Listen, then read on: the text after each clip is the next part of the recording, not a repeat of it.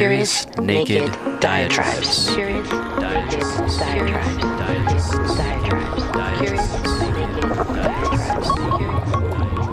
They say the darkest hour comes just before dawn. That's all fine and well, but I can't help but wonder, how much darker is it going to get? The following is my commentary on the unfolding massacre of Palestinians in Gaza. I would encourage listeners not to take any one single media source, including this podcast, as the final word, but rather use it as a point of departure or a continuation of your own investigation into these crimes against humanity being carried out by Israel. I don't think you get to be president and not support Israel. That's a requirement, I think. Even if you just Google the definition, apartheid, the very first thing, in parentheses, South Africa. Yeah, in South Africa. It's a system of government based on racial segregation, you know. And then there was another one is like, apartheid was, that was one entry in the results. Apartheid was, isn't that interesting? So if you go you take it one step further, you Google Israeli apartheid. Oh, you're gonna find interesting things. I mean, in South Africa, it was white people, but it's still going on in Israel, right, with Jewish people.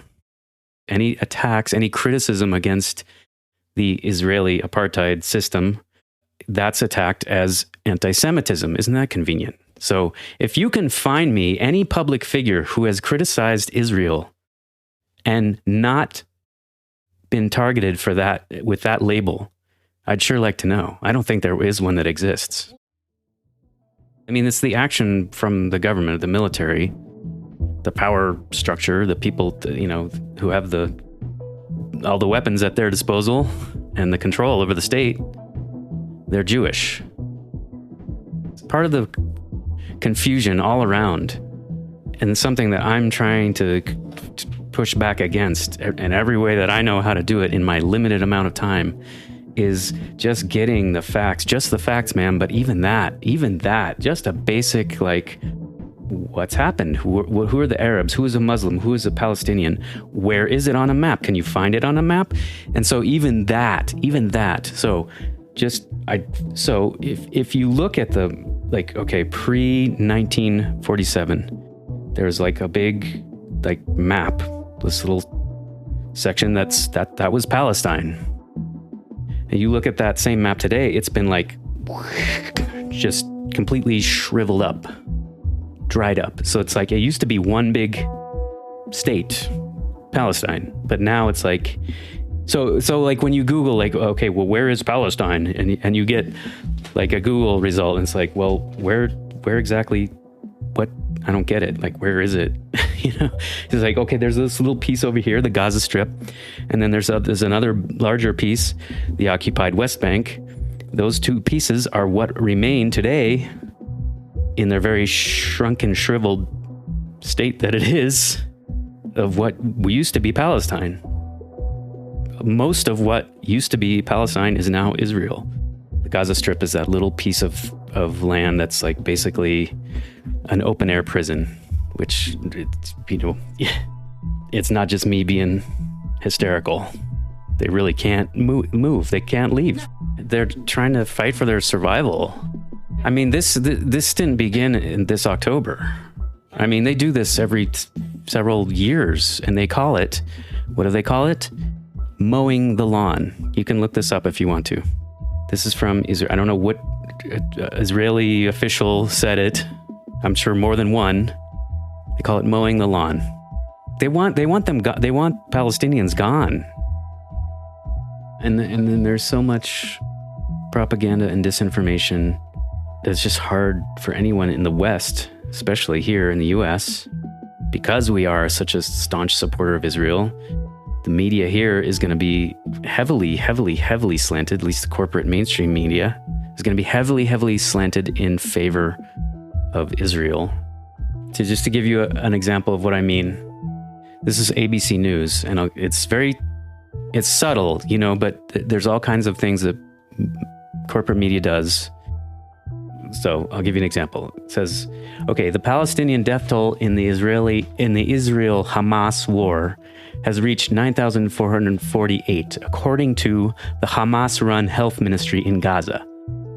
In the occupied West Bank, more than 140 Palestinians have been killed in violence and Israeli raids. The UN RWA says 72 of its staff members have been killed.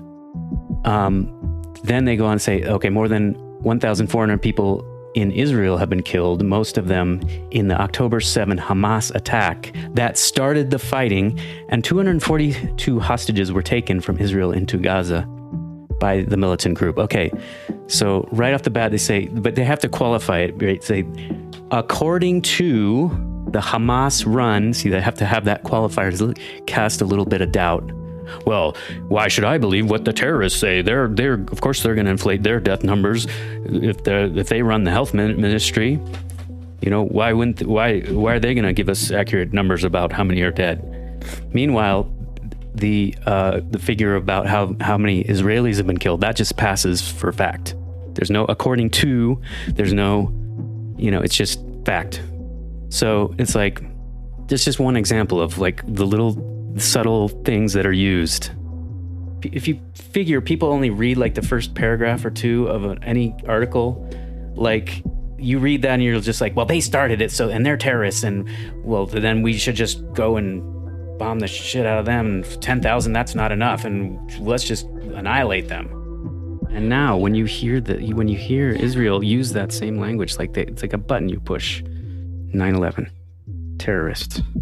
They want to push a button and whip everyone into a frenzy of support for previously unimaginable acts of genocide that previously would have been unimaginable. They now have support for because they have the justification for it. They use that. They use that rhetoric. They use the animals. They're animals, right? And so you want to see, you can see the map over the years of how their land has been shrinking and shrinking and shrinking. And yet it's Israel who's always screaming at the top of their lungs, oh, we have to defend ourselves. We have to defend ourselves. We have to defend ourselves. I mean, the scale, it's so disproportionate. The bombings, the killings, they control everything that goes in and out of the Gaza Strip. They're often without electricity, like they are now, and by extension, water. Construction materials, food. They talk about, government officials have talked about putting them on a diet. You can look that up as well. Yeah, they have it calculated to just keep the food going into Gaza at the very minimum, so as not to just barely be above starvation level. It's just the inhumanity. It's sick. What they're doing to him. I agree with the people, the journalists that I follow, the independent journalism that I follow, that people are calling it genocide or calling it ethnic cleansing. I think those are warranted, absolutely. And if you listen to the language of it, it speaks volumes. It speaks about the mentality. I mean, Netanyahu's government is the far right. I don't believe that all Israelis support him. I don't, there are probably Israelis who are trying to fight for Palestinian rights, and, but it's the level of aggression and violence and, yes, ethnic cleansing, I would say, is just so disproportionate. U.S. is a great supporter of Israel. They're the number one provider of military aid. In 1999, they made an agreement. The U.S. would give Israel, say 3-something billion every year. Now it's like more like $4 billion every year in military aid. So while this article is trying to cast Biden as like some kind of peacemaker, is like, oh, the ceasefire Biden is urging a ceasefire. They're trying to make it seem like he's like trying to promote peace in the region, which is complete nonsense. He's been going, yeah, way to go from the start, and he's actually perpetuated some of the propaganda put forth by the Israeli government about like Hamas, like, oh, they're killing babies, oh, they're doing this, and just like, which none of it turned out to be, that part, nothing turned out to be true. But they put it out there to, of course, gain support. And Biden just echoed that and later had to retract it. There is so much disinformation. There is misinformation and there is disinformation. Disinformation is used with the single purpose of distorting the truth, of masking what's really going on, to gain support for, they want people to support, we're God's people. This is our just war. We have the right to rule. We have the right to defend ourselves. And they want to cast themselves as the victims, which it just can be complete nonsense.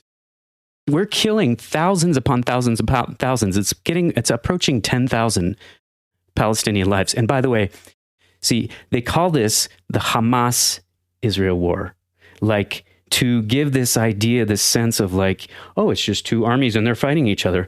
Not really. Not really. They're targeting, Israel is targeting civilians. They took this as an opportunity, this attack, and it's, the UN, according to the UN, these people have a right to defend them, armed self-defense. They have that right.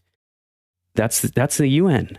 And now they're using this as this attack, the latest attack, as an excuse to go after innocent people, civilians, women and children, almost 10,000 of them. And the U.S., happy to support, happy to provide the bombs. Why would they give so many bombs to Israel? Why wouldn't they have stopped it from the beginning? The U.S. isn't stupid. They know what's going on. They know what Israel's doing, and they're supporting it. They're giving it the green light. They're like, yeah. And now, it's only now that's like when election time, they're like trying to cast Biden as like, oh, he's trying to promote a ceasefire. No, there's like active resistance against anyone using language, anyone in the government at least, using language about ceasefire or peace accords or this or that. They want to fuel the conflict. Every time they drop a bomb, that's money. That's money in somebody's pocket. Martin Marietta or Raytheon or whatever. That's money. War is business.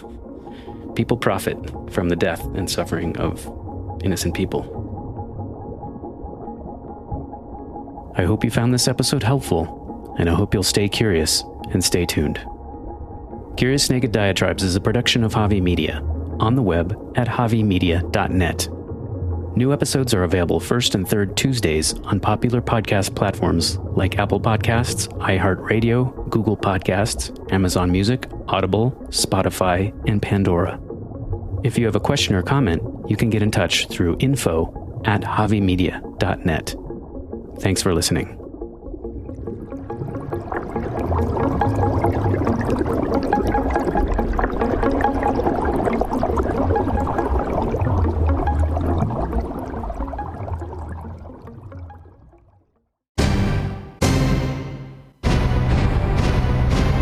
Javi Media.